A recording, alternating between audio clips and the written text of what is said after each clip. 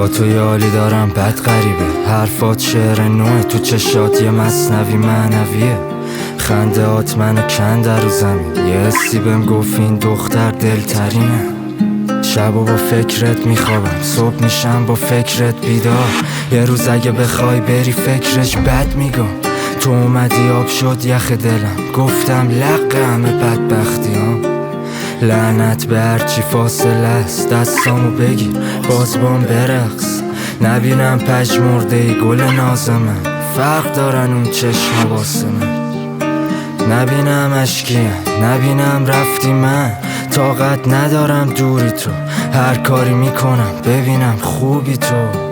صدات مثل موج دریاست، چشمات مثل برق الماس، میکنه آدمو از رو زمین، طعم لبات میکنه آدمو از رو زمین، طعم لبات.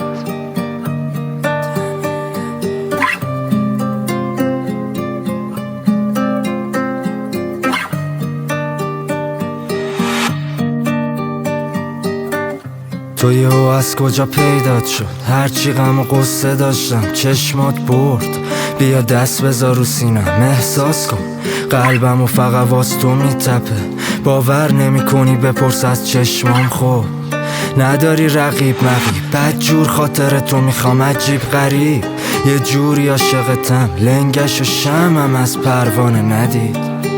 دیگه عاشق نمیشم اگه تو رو نبینم دوباره، اگه یه روز ازم بپرسن بهترین غزل تو دنیا چیه، میگم چشاته.